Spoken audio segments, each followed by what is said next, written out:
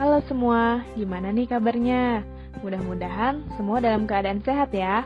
Tanpa kita sadari, ternyata udah 2 tahun lebih loh kita ada di masa pandemi COVID-19. Dan selama itu pula kita ngejalanin yang namanya PJJ. Apa sih PJJ itu?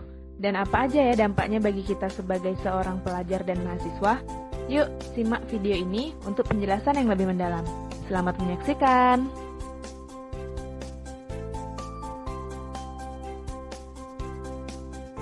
Kasus-kasus ini merupakan sebagian fakta dari banyaknya pelajar yang terganggu kesehatan mentalnya di masa pandemik saat ini.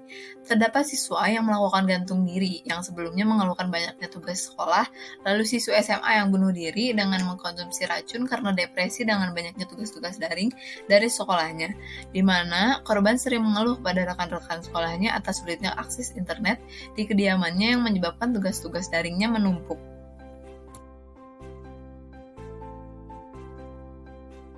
Penyebaran COVID-19 di Indonesia yang berlangsung mulai bulan Maret 2020 menyebabkan puluhan ribu orang meninggal dunia. Bahkan ratusan ribu orang sudah terpapar virus ini. Dampak dari penyebaran virus ini terjadi pada semua sektor. Salah satunya adalah sektor pendidikan. Berdasarkan surat edaran dari Menteri Pendidikan dan Kebudayaan, mengatakan bahwa semua kegiatan pembelajaran di sekolah atau perguruan tinggi harus dilakukan secara daring atau pembelajaran jarak jauh.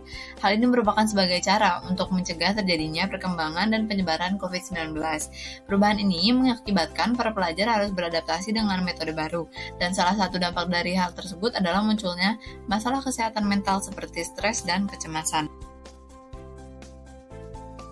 Berdasarkan data yang diperoleh dari survei yang dilakukan oleh Satgas Penanganan COVID-19 terhadap para siswa Indonesia, menunjukkan bahwa 47% anak Indonesia merasa bosan di rumah, 35% merasa khawatir ketinggalan pelajaran, 15% anak merasa tidak aman, 20% anak merindukan teman-temannya, dan 10% anak merasa khawatir tentang kondisi ekonomi keluarga. Pandemi ini telah terjadi hampir 2 tahun, menimbulkan dampak dalam kehidupan manusia. Salah satu dampak yang sangat terasa yaitu pada bidang pendidikan. Perubahan proses kegiatan belajar mengajar semula tatap muka menjadi pembelajaran jarak jauh atau bisa disebut juga kelas online. Hal tersebut tentu menimbulkan dampak, salah satunya adalah dampak psikologis bagi para pelajar. Apa sih sosial media fatigue? Sosial media fatigue adalah perasaan subjektif pengguna media sosial yang merasa lelah, jengkel, marah, kecewa, dan kehilangan minat atau motivasi berinteraksi di berbagai media sosial akibat banyaknya informasi yang diperoleh. Penggunaan perangkat elektronik dan media sosial selama menjalani pembelajaran jarak jauh mendatangkan dampak yang cukup serius. Penelitian yang telah dilakukan pada sejumlah siswa di Jabodetabek dan beberapa kota lainnya menunjukkan bahwa penggunaan sosial media dengan intensitas yang tinggi selama pembelajaran jarak jauh mempengaruhi kesehatan mental mahasiswa dan mereka mengalami sosial media fatigue tersebut. Menurut kalian, salah satu masa ini bisa jadi salah satu penyebab sosial yang menyebabkan penyakit fisik dan psikologi nggak sih? Pernahkah kamu merasa di ujung kewalahan oleh peristiwa negatif atau tekanan dalam hidup? Jika demikian, kamu sudah cukup akrab dengan stres.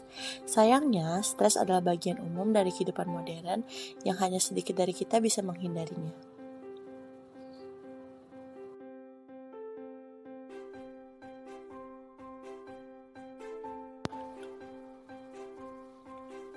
Sumber stres sosial dan pengaruhnya pada kesejahteraan pribadi sangat banyak bentuknya. Pada masa pandemi COVID-19 ini, salah satu sumber stres paling besar bagi kesehatan mental pelajar adalah pemberlakuan pembelajaran secara jarak jauh.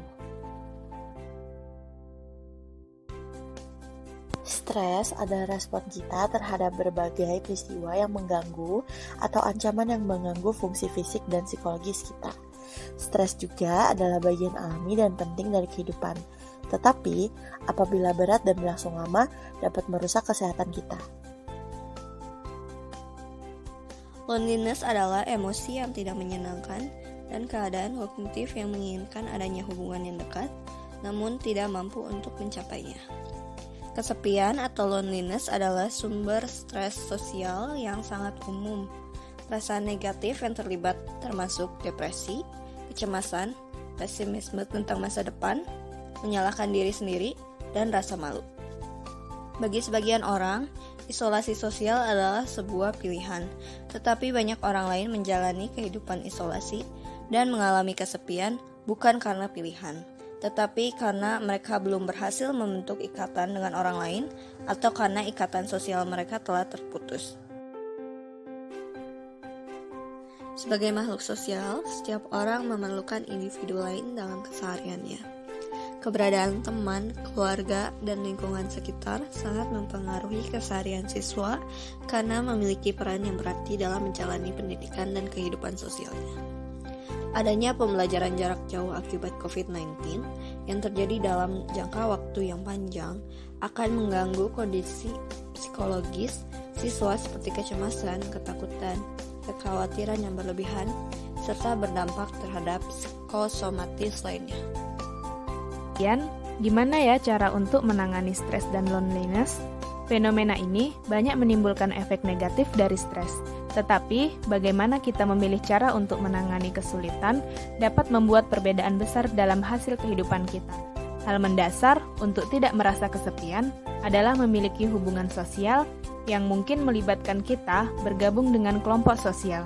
Social support, yaitu persepsi atau penghayatan seseorang bahwa ia disayangi dan diperhatikan oleh orang lain, dihargai, dihormati, dan ini merupakan bagian dari jaringan sosial tolong-menolong. Menurut kalian, gimana nih pembahasannya? Semoga bisa menambah insight yang berguna untuk kalian semua ya. Sekian pembahasan dari kelompok 12 mengenai terganggunya kesehatan mental pelajar akibat pembelajaran jarak jauh. Terima kasih dan sampai jumpa.